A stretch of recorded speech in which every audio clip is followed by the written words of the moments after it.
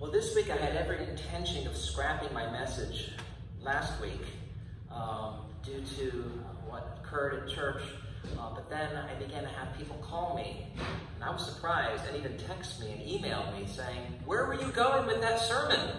Where were you going with that message?" My first reaction was, people remember my messages?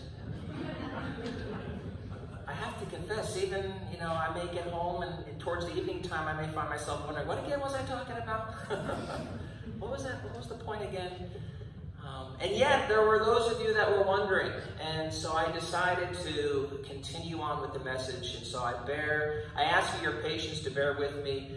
If you were here last week and you heard a little bit of the first part of this message, I think just take it as a refresher. Take it as a little bit of review. But I think this psalm has something to say to us and has something to invite us into so that you and I can become and be what God wants us to be, which is more beautiful human beings, right? Isn't that the point? To become more and more like Jesus Christ, to reflect more and more the image of God in our lives, to be deepened in significance and meaning. So anyway, we're going to continue on and we're going to explore this psalm that hopefully has piqued your interest. As you'll recall, last week I was talking about literature from the world's spirituality. Among the vast literature on spirituality, there's that concept called the spiritual quest. The spiritual quest. That is, there's patterns in many stories throughout the world that talk about a seeker going on an adventure and learning things about themselves and ultimately the universe and God. But there's a common feature that involves questions and the importance of the question or the riddle. That is, sooner or later, the seeker winds up having to face a deep riddle or a question. And they can't continue on the journey unless they're able to answer the question or answer the riddle. And sometimes this either happens at the beginning of the quest or somewhere in the middle. And the reason is the question is the key to the quest. Without being guided by the inner desire, which is what the question awakens. The question awakens our inner desire, our truest desires. Without those questions coming to us, though, and without us getting in touch with what we really want, we are never led on that journey of self-discovery. And oftentimes, sadly, we wind up living someone else's life. Right? We wind up living the life of our parents. We wind up living the life of our country, our political party. We wind up living the life of what we think our religion should require of us. We're not living from our center and from where God wants us to live as unique individuals. And last week I mentioned I've been going back to a genre of literature that I liked to read when I was a kid, science fiction and fantasy, and I've been breaking out the old medieval literature, the Arthurian cycles and the Tales of Arthur. And the Knights of the Round Table. And there are wonderful episodes in that cycle of literature. You'll recall the whole first, have any of you ever read the Arthurian or some of the Arthur, right? Yes, it's popular enough, right?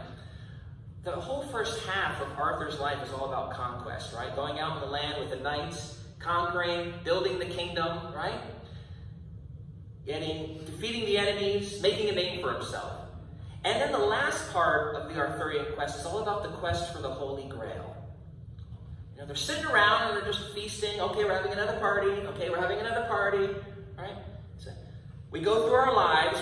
We get our successes. We conquer our enemies. We achieve. We get the money. We get the house. We're going out to dinner. Okay, we're doing next. We're going out to dinner. We're doing next. We're going out to dinner. We're going out to dinner.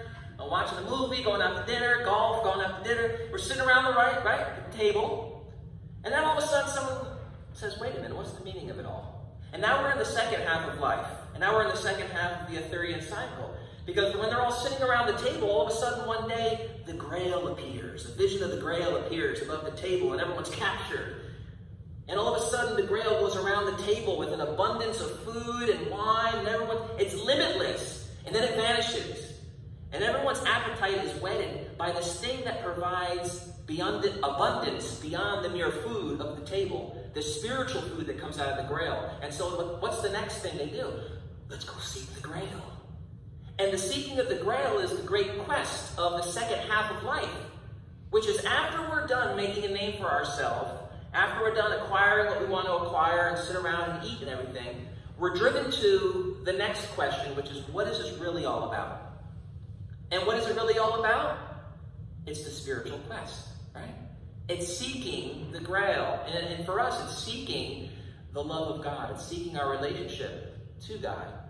And so Percival, the famous knight who goes out to seek the Grail, winds up at the famous fisher, the castle of the Fisher King, the mysterious king who's wounded, who invites him to stay for the night, and he does. And during the night, there's a great banquet, and there's this weird processional that happens where there are a bunch of objects that are paraded before Percival, one of which is the Holy Grail, but he doesn't ask any questions. He's quiet. The text says, his mother told him it was rude to ask, to sometimes just be quiet, right? So he's not adventurous because of the family background, kind of keeps him down. And he goes with that old family, that, in this case, bad family wisdom.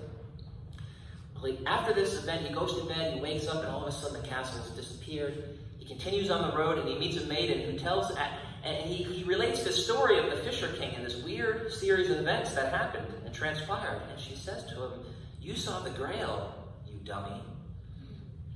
That word's not used, but you saw the Grail, but you failed to ask the question, whom does the Grail serve? Whom does the Grail serve? If Percival had asked the question, he would have acquired the cup. It's such an interesting story. There's so many layers to it, but this isn't a high school literature class. So many of you know that I'm a former teacher, Western Civ, so I can go on here, but I'm not going to do that, so don't worry. But this is such a fascinating story because it illustrates the point that in the great sagas of Western literature, world literature even, there are these tales that really speak of the hero's quest, which is what Joseph Campbell called it, the quest of the seeker, right? And there are questions there that have to be answered in order to be led towards enlightenment. And whether it's the troll under the bridge in the fairy tales, right? Or the genie in the bottle, what is it that you desire? What is it that you want? Right? Questions center us and they bring us to our deepest desires. And it's there where the adventure can really begin. Even within our Christian tradition, we see this being laid out. St. Ignatius of Loyola, who was famous within the Roman Catholic tradition, developed a spirituality that was really centered on the whole idea of getting in touch with your desire, and in doing so, coming to know God. And so Ignatius would get his Jesuits, would start with this fundamental thing. What do you desire? What do you want? What do you want? What is your heart's desire? And it's not the superficial things that we often think are what we want, right? Which is what we see on the commercial, the advertisement, what our society says should be our wants. This is not simply the desires for mere survival and comfort. These are the desires that are deep down inside of us. Desires for significance and meaning and transcendence. Deep, deep. And it's hard. Sometimes we have to sit for a while and ask ourselves, what is it that I'm really after here? What do I really want?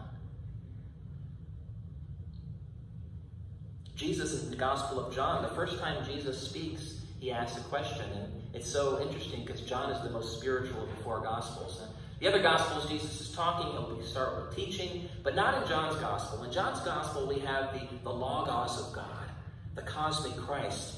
And when the two disciples come up and they ask him, or they're wanting to follow him after John says, there he is. That's the one, the Lamb of God who takes away the sin of the world. They go running after him, and Jesus turns around and he says, what do you want? What do you want? It's the first thing Jesus says in John's Gospel. It's not a statement, but a question. It's all about the quest. Now, in today's psalm, a question is presented to us. It's right at the center of the psalm.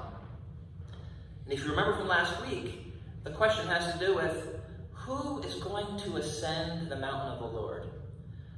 Jerusalem sat atop a hill.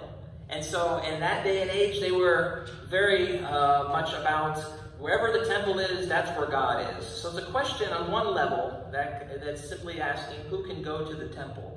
Who could be a part of the worship of the temple? Who could go up to the Jerusalem temple? But we're going to see in a moment that there's a much deeper thing going on here that applies to all of us. So it's not locked into this issue of a physical temple or the physical geography of Jerusalem. But in today's psalm, the fundamental question emerges. Who can ascend the mountain of the Lord? Who can stand in the holy sanctuary? So again, on the surface, it's asking the question, who can go and worship in Jerusalem during the feast days? But the deeper question is, who can participate in the life and love of God? Who can participate in the life and the love of God? A life that deepens us and a love that expands us to reach out to others. So this is not just a question of importance for ancient Israel regarding her temple and her system of worship. It's a question of universal importance for you and I, because it aims to direct us at what we are all seeking, I believe, at the end of the day, which is union with the divine, union with God, connection with our Creator. As Augustine said famously long ago, our hearts are not at rest until they rest in Thee. And you've heard me use this quote many times, and I'll use it again when C.S. Lewis says, if you don't find anything in this world that satisfies your desires, perhaps it's an indication that you are made for another world. Our desire is for God and union with God. And so if we can answer this question, then we'll have a key that will help us in our daily lives as we go about this discipleship to Jesus. And that's what Jesus was all about. Jesus wasn't about fire insurance, he was about life insurance. Jesus wasn't about what happens after I die, it's what happens before I die. He's not emphasizing so much about going to heaven afterward, but living in heaven now. And what is heaven but the presence of God enjoyed? Right? It's the presence of God enjoyed. I ask people, why do you want God? Why are you after God? Some people, many people, because I don't want to go to the bad place. So what you really want is not God, you just don't want the bad place, whatever they think that is. What do we want? Do we want God? But before we look at how the psalm answers the question, let's get the overview. And this is kind of where we stopped last week. But I want you just to see these three parts, because the three parts of the psalm can be really summarized in these three questions. Why should we be drawn to God? That's the first part of the psalm. The second part, which is the question, who can be drawn to God? And then the third part, lift up your gates, right? The King of Glory is coming in. Remember those words? Well, that's the third part, and it has to do with the where. And we're going to unpack this for a minute. We're going to take just a few moments, okay? We'll be timely. I'll get you out of here in time. But I do want us to kind of just focus on this section. This is a bird's eye view of the psalm, and it focuses on these three kind of questions. Why should we be drawn to God? That's a great question for a modern world and modern people today, right? A lot of people are asking that question. Why? If there is a God, why? And then the second is who can be drawn to God? And then third, where? Well, with regards to the first question, why should we be drawn to God? Why should we be drawn to God? The psalmist gives us an explanation. He gives us two reasons. Why should we be drawn to God? Why? Because the earth is the Lord's. God is the creator. There's a creation and there's a creator. And the psalmist goes on to say, God established it on the waters. Not only has God created, but he's created with an order. He's created with a design. This idea of being established on the waters is weird. It sounds strange to us. But the ancient world, the ancient mind, they believed that the world came out of a chaotic situation that was illustrated or symbolized in the chaos of water. The chaos of water. The ancient people in the ancient world were terrified of water. Remember your high school history class and Christopher Columbus, and people thought the earth was flat, and if you went out there in the water, what were you going to encounter before you fell off? you're going to encounter serpents and dragons and monsters. And so in the ancient world, they believed that there were these chaotic forces symbolized by monsters and waters. And out of that chaos, God created order. And they believed it was through violence, through the gods going after and tearing each other apart. But the thing that's different about the biblical God, in Genesis 1, in the beginning God created the heavens and the earth was formless and void, and the Spirit of God was hovering over the waters. Okay? That means they still believe that the waters were chaotic, but God didn't create by using violence. He created by using his word. Totally different way of conceiving the divine. Right there. God is a God not of violence, but a God who speaks, who's powerful, and who does things out of love. And what does love create? This God who speaks into the chaos, what does it create? It creates blessing and life and order and goodness. So when the psalmist says, why God? He said the reason is because God is the source, but he's also the source of order, the source of life, the source of love, the source of blessing. And so that should awaken in us this desire and this hunger. What are we looking for at the end of the day? We're looking for the source.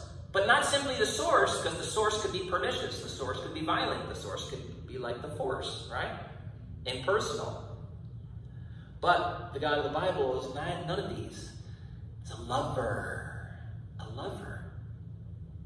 And so there is our reason for drawing in, because God has created, and he's created in goodness. He's established the world upon the waters. He's created order.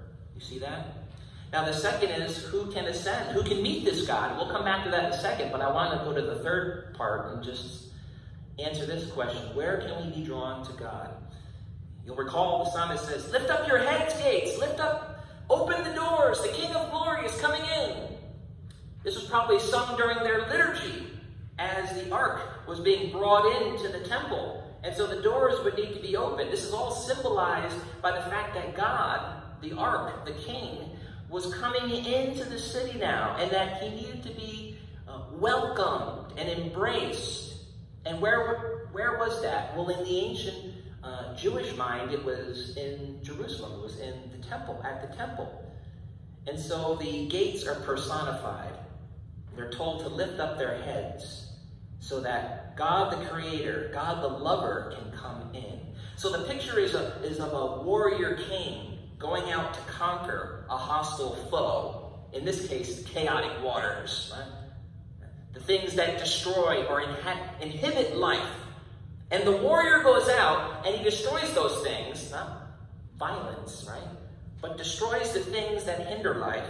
And he brings order out of the chaos, and now is conducted back into the city, up to the temple, as the victor. A victor who will share the spoils of war with those who are close. Those who are close. That's the picture of the psalm in Psalm 24. Psalm 24 is a psalm celebrating the God who triumphs, who overthrows chaos. And there's still chaos out there, isn't there, sisters and brothers? Are we seeing that in our world? There's lots of chaos. We're worn out by the chaos.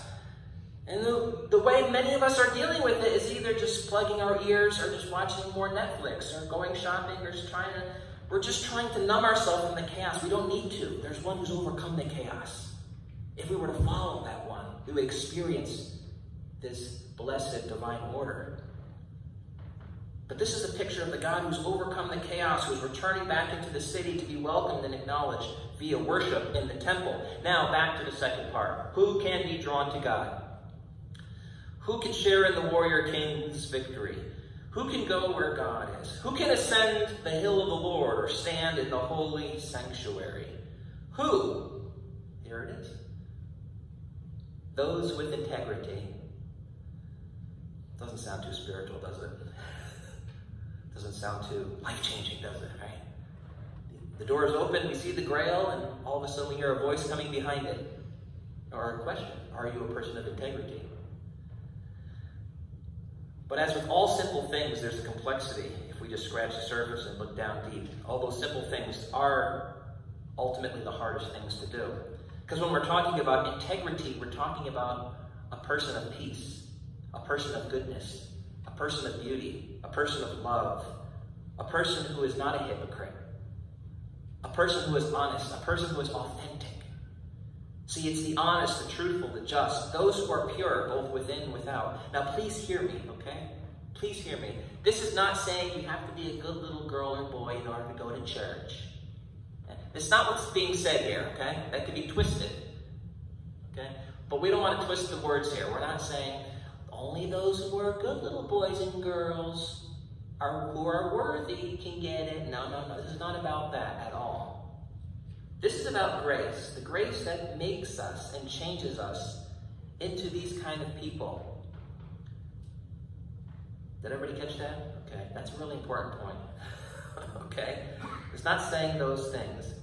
Okay? But what it is saying is those who have allowed love and grace to shape them, those who are open to the mystery of God, those who are seeking purity of heart, mind, and spirit, and those who are willing to live in relationships of love towards others, those kind of people will find God. They'll find God. So when it comes to access into the holy, which here is not a physical temple, it's the temple of our heart. Okay, we find God here day by day. This is where the temple is, right here. It's here when we're gathered, but it's also here and then it's out there as well, insofar as we're aware. So when it comes to access into the holy, one does not need years in school or memorizing a lot of information or complicated formulas or going through a bunch of rituals or going on a pilgrimage to exotic places and doing a lot of spiritual practices and things and techniques. And those are all good. Those are all actually very helpful. But what is needed here is simply the willingness to be pure, to be true, to the good. Do you remember what Jesus said in Matthew chapter 5, verse 8? Blessed are the pure in heart, for they will what? They will see God. They will see God. We need a vision. We need a fresh vision. I need a vision in our doubt, in our hypocrisy, in our boredom, in our distraction, in our consumer world. We need a fresh vision again. We need to be awakened to intimacy with God. And so, if you forget everything, remember this morning. Intimacy with God is based on our integrity with God, ourselves, and others. Because human integrity leads to divine intimacy. But what does that look like? Well, we have 4 qualities that are given here in the psalm. The first is clean hands. Give us clean hands. That's what we just sang, right? Give us clean hands. What does that mean? Does that mean we have to keep the sanitizer on all the time? Even though now, my goodness, even though it's not, I'm still doing it. I'm going to be doing all these things even when I don't need to do it. But what does it mean by clean hands? What does that mean?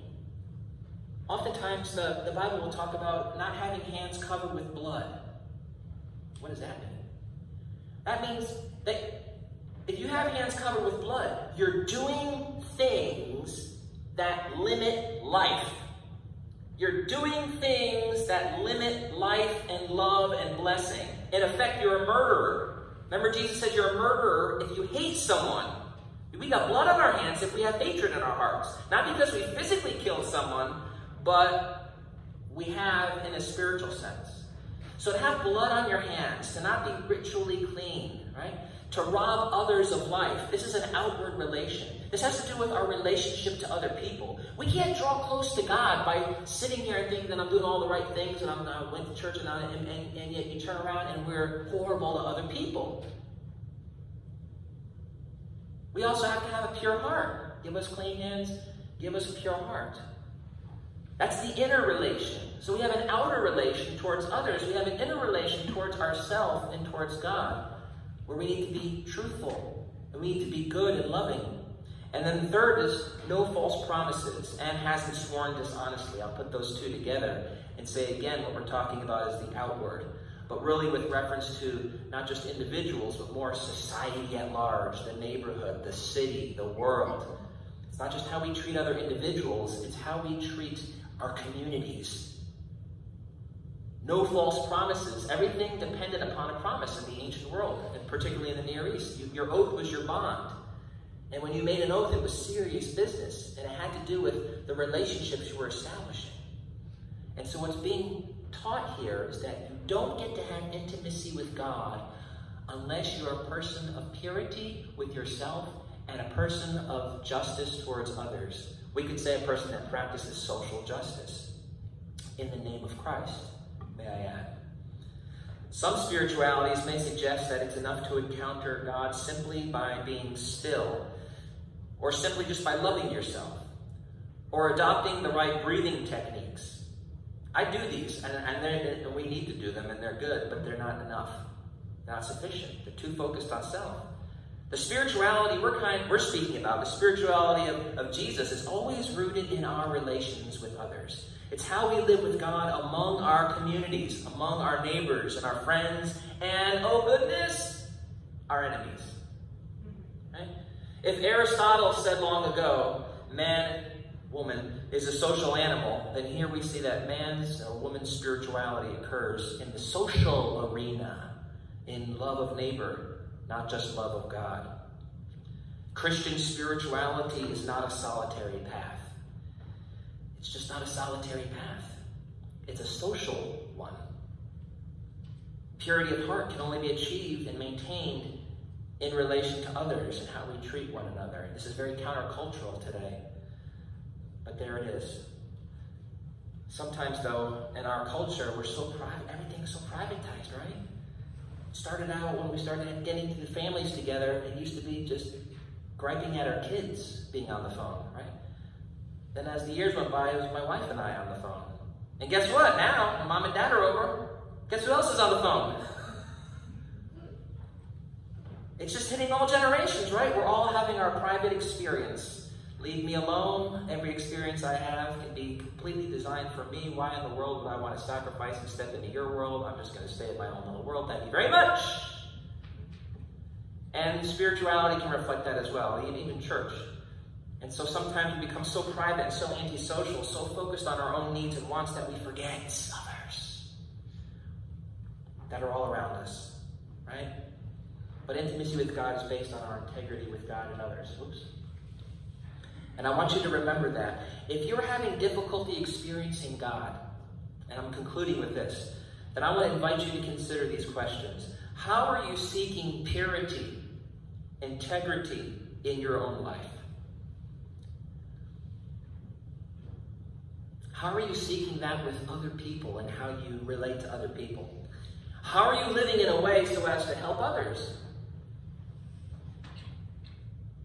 And not just others, but the non-human world, or the what about creation, the environment? What about animals? We just had someone praying for their animals, their pets. Kick the dog a lot. Kick the cat.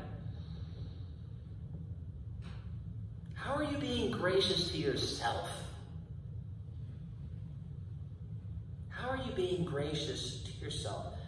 The reality of God is not dependent on your works, but our works and how we live shapen and deepen our experience of God. So it's my prayer that you'll be able to ascend the hill of God, that you'll be able to experience God in your heart and your life, and access the sacred and the divine that is willing to guide and bless you as you practice a lifestyle of inward and outward purity, goodness, grace, and love, moving from integrity in all things to intimacy with the Creator of all things. Amen. At this time, I want to invite our ushers to take up our offering.